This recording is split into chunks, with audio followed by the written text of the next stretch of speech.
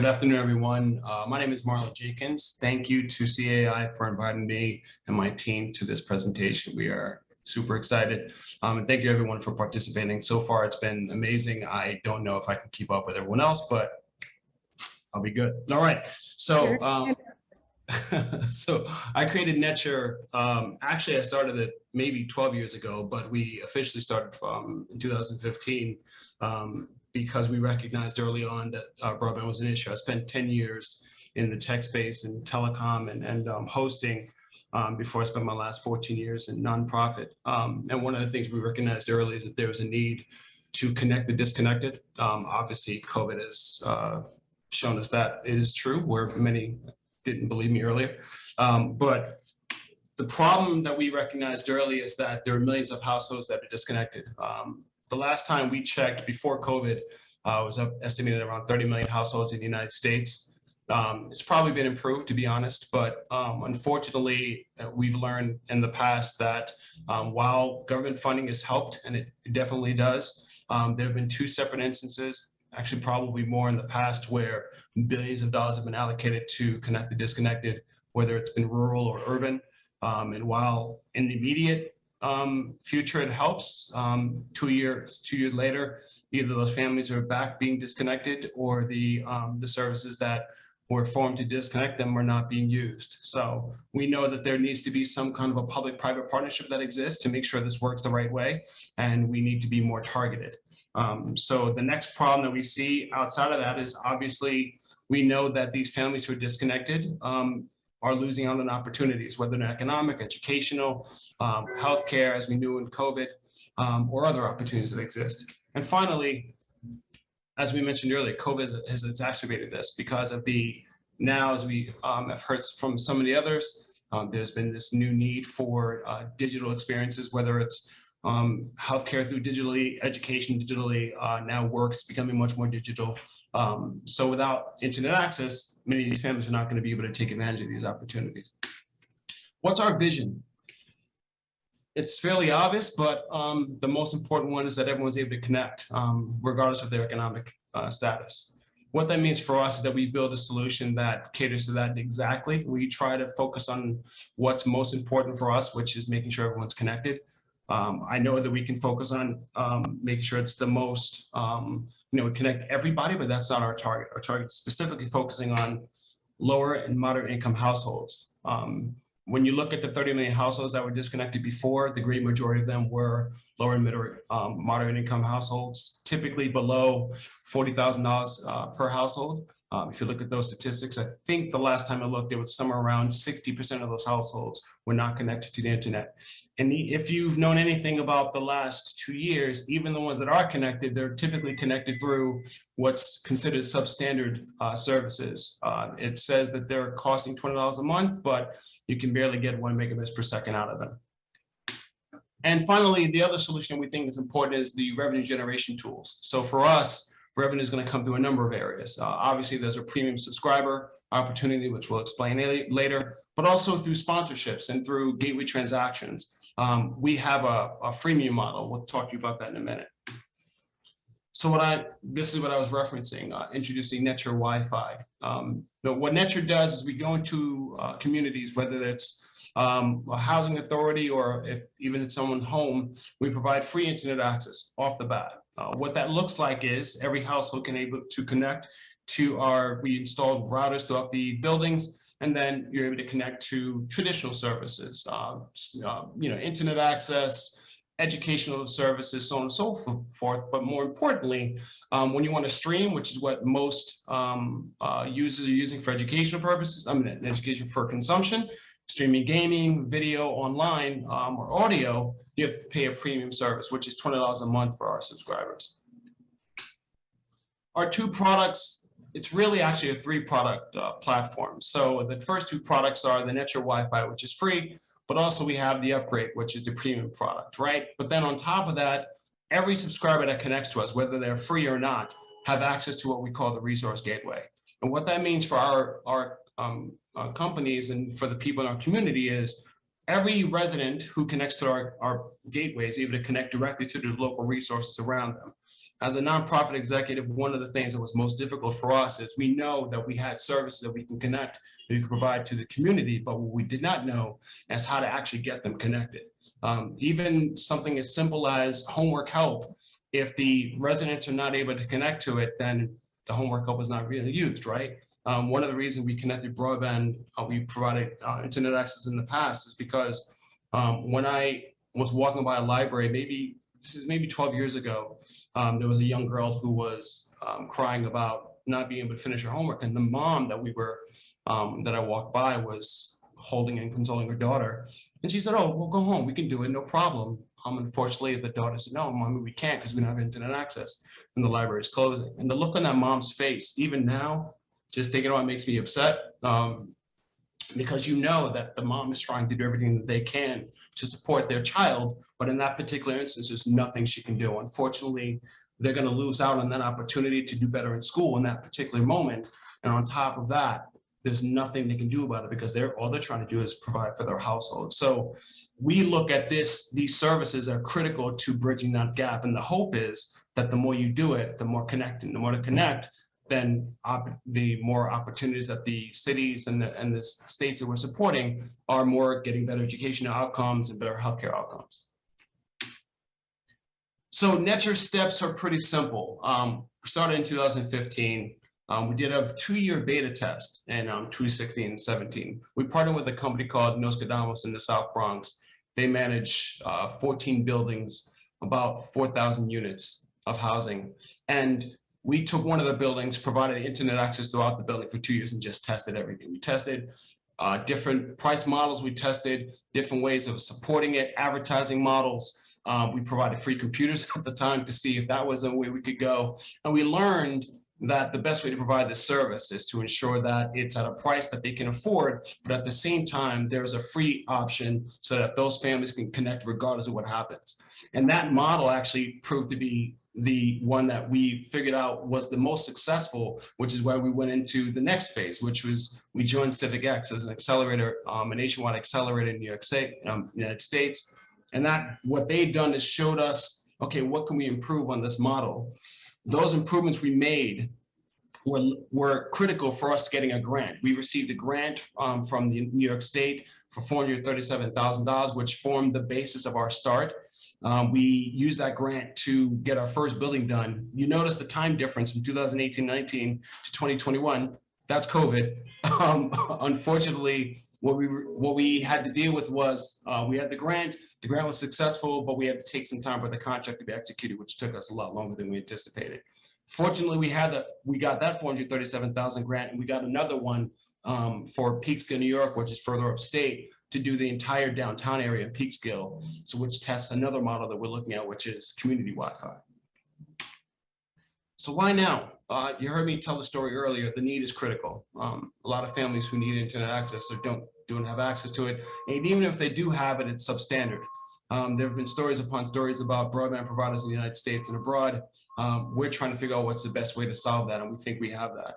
The opportunity also is significant. There are millions of families who need internet access, even if they have access currently. When we did a beta test and we did a quick market, one of the things we found out was half the people who signed up for the beta test were professionals. They make more than $50,000 a year in their households, but they just were tired of their current provider.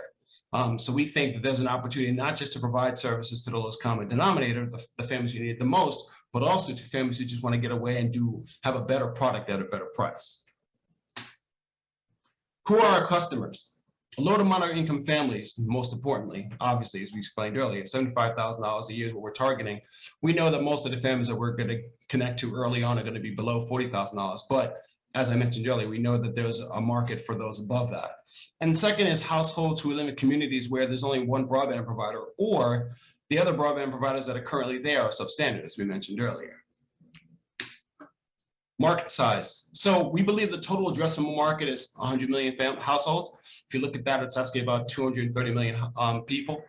Similarly, that includes the 70 million households who are part of the serviceable addressable market, which are the total number of households that live in a community that has one broadband provider or two broadband providers, but they're both of them are not providing 25 megabits per second in the household. And then the serviceable market for us is the 30 million households, which are the number of households that are disconnected and or below $40,000 a year in household revenue. Competitors, we know these brands already: Spectrum, Verizon, Comcast, Optimum is now Altice. And we also have some new providers. The new funding that's coming out last year, the Emergency Broadband Benefit Fund, and the infrastructure money that's coming out this year has brought a lot of people into the woodwork. Most of these companies are the same. They're typically targeting business customers and middle income customers, and then they kind of build a product for the low income families. What we've learned in our history, we've known this for years, is that once you build a service that doesn't target the actual target market, then you're typically gonna, sorry for the background noise, typically gonna lose that market, and you gotta build something specifically for them, and that's where we come into play. The community providers are interesting though, because most of them are nonprofit, or in Link NYC's specific situation, they're actually part of Google, but they're targeting business, the business airways. They're not focusing on homes and residents like we are. Our advantages are pretty specific. We are targeting a very specific market. We're fairly easy to use and easy to try and easy to upgrade. Everyone who can access our Wi-Fi, it has immediate access. When you want to upgrade, it's a simple click of a button. It's easy to implement. We also have a lot of partnerships with the community, so it makes it easier for us to connect with those residents. The third advantage is simple, consistent pricing. No sales, no contract, no terms. Pretty simple for us to use. We're not concerned about who you are. We don't need to know everything about your background for you to sign up. But this is not one of those situations where we need to make sure you're on food stamps or whatever your economic situation is. If you want it, if we're in your building, we're in your community, you want to sign up, it's pretty simple to connect. The fourth advantage is a community focus. As I said before, again, sorry for the background noise. I live in New York City, in Queens. Geez, sorry. We partner with local nonprofits. I spent 14 years as the nonprofit executive. On top of that, we partner with government. So as I mentioned earlier, we partner with the Nostradamus in the South Bronx. We also partner with the Economic Development Committee in New York City. And then we've done some preliminary projects with the state of Rhode Island. And now we're talking to different cities across the country about how we can start to implement these services in their community. The competitor approach. So one of the things we thought was important is to outline how we are going to compete against the competitors. So for us, it's, again, focusing on our target market, inclusive direct marketing, guerrilla marketing, social media. That's where most of our residents are looking for us. That's where most of them have engaged us. Build mindshare and loyalty with the Neture Resource Gateway. The most important aspect of that is when residents are able to use that to connect to local resources, it builds a connection that doesn't exist outside of this. There are services that connect families to the services, to the local community, but it's not always available and it's not in their face every time they use the services, which what the benefits of ours. And then the third thing is to build trust. Everything we do is with the community focus. We do a lot of training in the community on how to use the services and then how to support it. That's one of the things we're doing in the Bronx. And also in Peekskill, we're working with the local government, the housing authority, and the training organizations to start to train the residents on how to support themselves and how to install these services. The more you invest in each community, the easier it is for them to buy in to support your services. What we're asking for, we're asking for a $1.4 million investment. The break even for us in the year one is fixed cost of about $900,000. Variable cost is about $500,000. What that looks like for us is, as many of you know, this is a capital intensive business. We've been able to do a lot of this work with very little investment up front. Fortunately, I'm a grant writer by trade, so I've done a lot of this work with getting funding from government. But one of the things we need to do is to expand quickly. We have to buy as much of that capital up front and then invest it quickly so we can actually build out much faster and go into different markets quicker. The growth is actually pretty significant. We already have $800,000 committed. We're talking to another 3 cities about getting another $400,000 committed in each city. So for us, this funding is just to expand as quickly as possible, to take advantage of those opportunities. And then, as you know, to take advantage of the current government opportunities. The problem with all these contracts with the city and government is those are typically capital dollars. So we don't have as much workforce dollars to invest, which makes it slower for us to actually implement. the sooner we can get capital to workforce dollars to actually implement everything, the faster we can grow. So you'll see there's a significant growth model because we know that as already, with just what we've done already, we have 16 different cities that have asked for us to participate. It's just we don't have the opportunity to actually go and do it without the funding necessary. Revenue opportunities are pretty significant. Government we talked about already. There's obviously FCC Lifeline, which might be an opportunity just to support some free services. The free limited access, obviously the sponsorship. We've talked to Google in the past. We've talked to Walmart in the past about these opportunities. And then premium upgrades for streaming. That's obvious. Anyone who wants to use internet, wants to do gaming or video or audio, so they're going to want to upgrade. Additional opportunities are gateway transactions. We think there's a lot of opportunity to charge in the local communities for access. So for instance, we've had conversation with 2 different health institutions about connecting to the local residents in 2 of the buildings that we're targeting. Okay, how do you want to target with them? There's a $25 per connection opportunity that exists in New York State for telehealth. That's an opportunity. There are other opportunities like that exist. And also public Wi-Fi. I mentioned to you before that in Peekskill, we're doing that type of a service. So there's opportunities to make some revenue there as well. Managed Wi-Fi is a different product, but it's always an opportunity because any residential building wants to look at ways to improve their building, and managed Wi-Fi is one of the opportunities to do that. Future roadmap for us is pretty simple. We have 4 buildings we're going to complete this year. We have some additional government funding we're securing, and we're going to add some staff, 2 installers, and a full stack developer to work on the gateway platform. Step 2, in 2023, we anticipate completing 12 buildings and extending network reach into 2 additional markets, securing some sponsors for free Wi-Fi to launch the phase 1 of the gateway.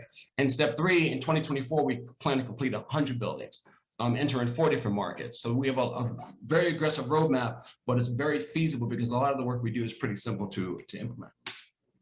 The team for us right now, we have 6 different advisors. I didn't put them on my slide, but they have over 73 years of combined experience in marketing, cable industry, development, and nonprofit management. I've been, as I mentioned earlier, 10 years in telecom and hosting, and also 13 years as a nonprofit executive. Juhi, my network architect, has been 8 years in network engineering, working with AWS and Fortinet security. Thank you very much. I know I rushed through it. I appreciate your time. I apologize again for the noise, but I look forward to you guys working with us and working to do more to connect as many families as possible. Thank you.